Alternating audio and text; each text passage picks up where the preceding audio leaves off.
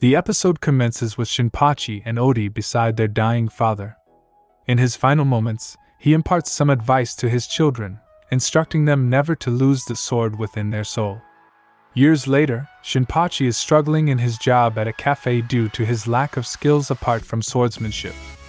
During a delivery, an Amanto customer deliberately causes him to fall, spilling Jintoki's parfait in the process. As the manager pulls Shinpachi's hair, Jin punches the manager and kills the three Amanto. Jin walks out and rides away on his scooter, leaving Shinpachi shocked. Jin had put his sword in Shinpachi's apron to frame him for the crime, which led to Shinpachi losing his job and almost being arrested. Shinpachi escapes from the cops and runs after Jin, who tells Shinpachi to get over it. They meet Odi, Shinpachi's sister, walking out of a store. She beats up Shinpachi for not being at work, but after he tells her it was Jin's fault, she beats him up too and brings him to their dojo. At the dojo, they encounter an alien man who demands they pay a debt owed by their father. Faced with the possibility of losing the dojo, Odi agrees to work in an illegal nightclub to pay off the debt. Jin and Shinpachi rush to rescue her, with Jin convincing Shinpachi that samurai act without reason. They race to the port where the ship is leaving, pursued by the police. On board the ship, Odi is being forced to practice for the nightclub when Jin and Shinpachi crash in. They fight off the guards and make their way to the engine room, where they are cornered by the alien man.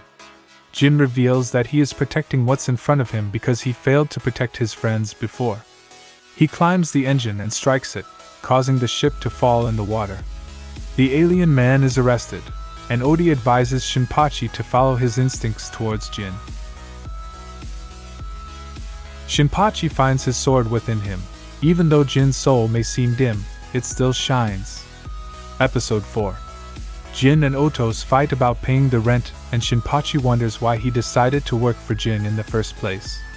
The scene changes to two gangs that meet in a warehouse, one led by a man named Inoue with a permed afro.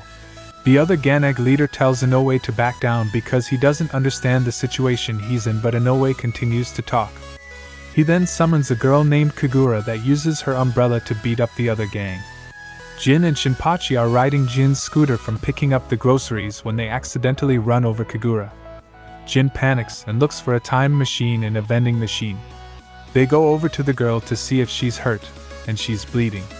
They drive to take her to the hospital as a car pulls over beside them. They shoot, but the bullets are blocked by Kagura's umbrella. She shoots at the car and it crashes. The group goes into an alley where the girl explains that she wouldn't die from getting hit by a scooter. Jin and Shinpachi decide to leave, but Kagura holds the scooter down, telling Jin that adults should help girls who are being hunted by the Yakuza. Yakuza members find them and chase them. Kagura tells them that she's from a distant planet. Her family was very poor, so she moved to Edo to make money. Inoue approached her and asked her if she wanted to change her life with him, and she accepted, because he offered food. Lately, however, her job has escalated. She wants to go home because Edo is a scary place. Jin tells her that she got herself into it and needs to get herself out, and goes to buy Jump, which came out on Saturday instead of the usual Wednesday. Shinpachi tells her not to worry, and he'll help her go to the terminal to go home.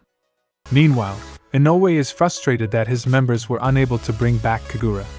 He orders them to kill her because it would be a problem if she joined another gang. Shinpachi and Kagura are chased by Yakuza from the streets to roofs of houses to the sewers as Jin is shown going store to store looking for Jump. Shinpachi and Kagura are hiding in garbage when Shinpachi comes up with an idea. They hide as the garbage can unnoticed by the Yakuza. They make it to the train where Kagura has to go in order to go to the terminal. Shinpachi calls Jin heartless for looking for Jump, but she says it doesn't bother her because everyone in Edo is cold like that. She says that is the smart way to live and people like Shinpachi are dopes and end up being used, but she'd rather be a dope. She tries to get out of the can, but they're both stuck. They decide to roll to the train but are stopped by Inoue, who tells her that she shouldn't run because of everything he did for her. Kagura tells him that she doesn't want to hurt people for money anymore. Inoue says that it's strange of her to say that since she's part of the Yado clan, a warrior race with enormous strength and love to fight. They look like humans but carry an umbrella because their skin is sensitive to the sun. He continues saying that fighting is in her blood and she enjoyed fight. Kagura says that she came to Edo to reinvent herself, but Inoue kicks the can into the train tracks. As the train approaches, Jin drives beside the train and saves them by hitting them up. They land in the warehouse where Inoue is, and the garbage can break, setting Kagura free. She tells him that she won't deny that she likes to fight but wants to fight against her Yado nature. She then attacks him, telling him that the afro style doesn't work. As Kagura gives Inoue a haircut, Jin finally buys his jump. The train arrives for Kagura to leave, but she realizes she doesn't have enough money to go home, so she asks to work for Jin, which he had to agree. At Oto's snack shop, the episode ends with Kagura eating more and more food. Episode 5. At the Yorizuya, Kagura reads a newspaper article about a serial terrorist who continues a rampage. The trio then begin to argue and fight about Jin's missing chocolate, when a guy delivering mail on a scooter crashes into Oto's snack bar. The injured delivery man begs the trio to deliver a package, because it seemed very important, and if it isn't delivered he'll lose his job. The trio take the job and end up at the Inui embassy, who are the first Amanto to come to Earth. A guard comes and asks what they're doing, and they tell him that they were asked to deliver a package. The guard tells them to go home because they're worried about bombings, but Jin persists and pushes the package towards the guard. The guard knocks the package out of Jin's hand when it blows up. The trio tries to run away, but the guard holds on to them, and more guards join in. The guards try to attack but are slashed by Katsura Kotoru. Jin is surprised and calls him Zura, to which he responds his famous line, "It's not Zura, it's Katsura." After they somewhat catch up, the group runs since the guards begin to chase them again. Shinpachi and Kagura watch TV in the Juishishi headquarters, as Ketsuno Ana reports of the bombing, which shows the trio clearly on tape. Shinpachi asks Jin what type of person Katsura is, and Jin responds by saying that he is a terrorist. Katsura approaches with members of the Juishishi and tells the trio that they are freedom fighters. In the Shizengumi base, Hijikata informs Kanda that Yamazaki is spying on Katsura, but not to get excited until he's dead. Katsura explains his anti-foreigner movement, as Jin realizes, because the delivery gut was there, that the whole thing with the delivery man was a plot by Katsura to get Jin's hands dirty.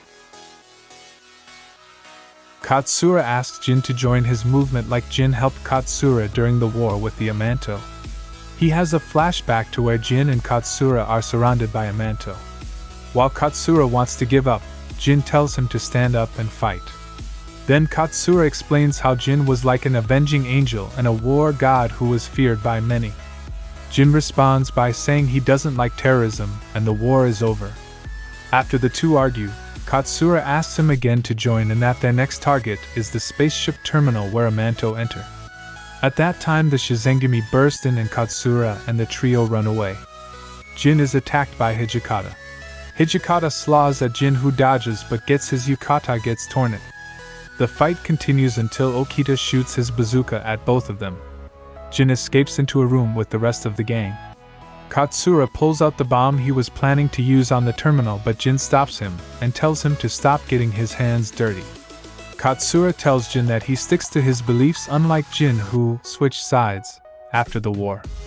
Jin tells him that he sticks to his own beliefs, protects what he wants, and doesn't want to see his friends die, when Kagura accidentally switches on the bomb.